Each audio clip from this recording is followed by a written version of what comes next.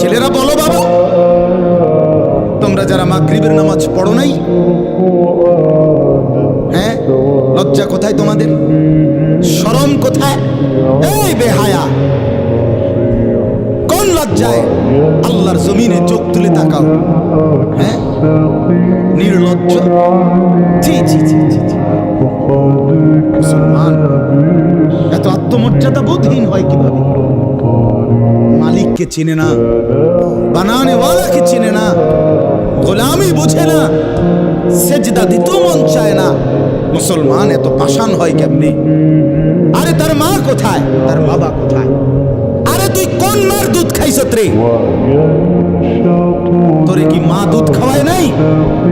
তুই কি বাবার হাতে বড় হও নাই? তুই কি মুসলমানের ঘরে জন্ম নেওয়া নাই? হায় না ফরমান।